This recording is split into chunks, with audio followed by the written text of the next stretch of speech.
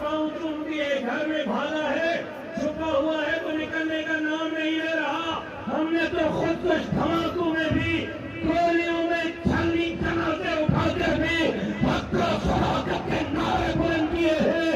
اور انشاءاللہ جب تک اس جسم میں خون کا آخری قطرہ موجود ہے، یہ جمعیت کا جھنڈا بھی بلند رکھیں گے، تقویٰ کی سرائیں بھی بلند رکھیں گے۔ انسانے کہ ہم نے تصور بھی نہیں کیا تھا کہ قائد جمعیت اسمبلی میں نہیں ہوں گے اور ہم پارلیمانی سیاست میں اپنی ذمہ داری اپنی جماعت کی طرف سے ادا کریں گے۔ لیکن میں اس بات پر اللہ کا شکر ادا کرتا ہوں کہ پونے 4 سال تک آپ کے 15-16 نمائندے قومی اسمبلی کے اندر سد سکندری بنے، پہاڑ کی طرح ڈٹے رہے۔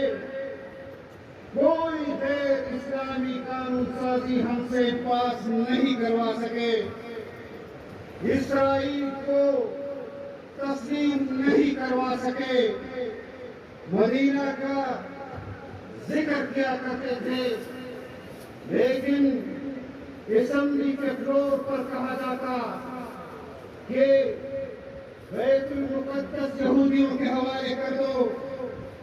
اس قسم کی گفتگو وہاں کی جاتی تھی۔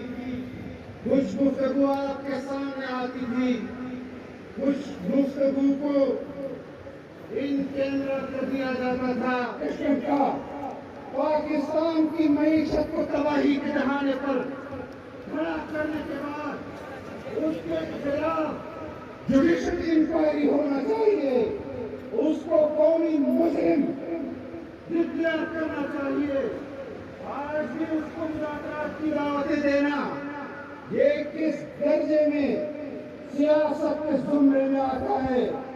جس ملک کی اساس نظریاتی بنیاد پر اسلام پر ہو، جس کی تہذیب اسلامی ہو، اس کے اندر قانون سازی کے ذریعے اسلامی شبہ کو بھی متنازع بنانے کی کوشش کی اس شخص نے۔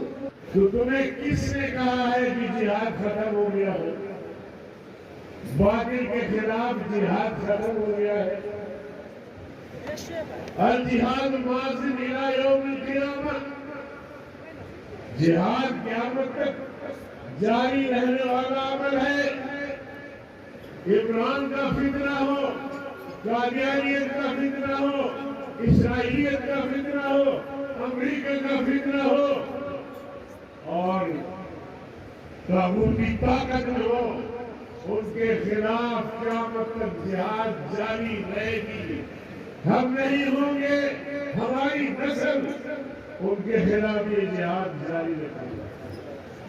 میدان میں تو صرف ایک مضبوط سیاسی اور اسلامی قوت طاقت تھی، تو وہ صرف اور صرف جمعیت علماء اسلام تھی، لیکن لوگوں کا خیال یہ تھا کہ یہ دونوں کو طاقت سے مل کے جمعیت علماء اسلام خاموشی اختیار کرے گی، لیکن جمعیت علماء اسلام نے پورے 4 سال ان طاقتوں کے خلاف جنگ لڑی۔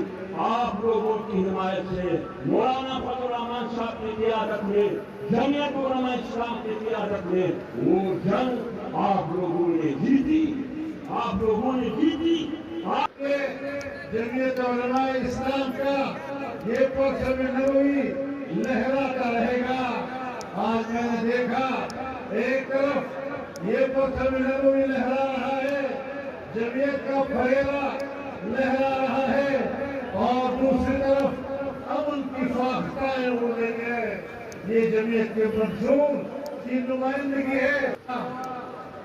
کوئی دنیا میں اور نظام نہیں، لیکن اسلام کے لیے امت کی وحدت چاہیے، اسلام کے لیے قوم کی وحدت چاہیے، پاکستان کی اسلامی حاکمیت کے راستے میں سب سے بڑی رکاوٹ اگر فرقہ واریت ہے، قوم کو تقسیم کرنا اگر فرقہ واریت کی بنیاد پر ہے، ہم انشاءاللہ فرقہ وارانہ ہم آہنگی کے لیے کام کریں گے۔ اگر بنیاد پر امت کو تقسیم کیا جاتا ہے، لسانیت اور قومیت کی بنیاد پر، قومیت کے نعروں پر قوم کو تقسیم کیا جاتا ہے، ہم انشاءاللہ اسلام کے نام پر قوم کو ایک پریوار بنا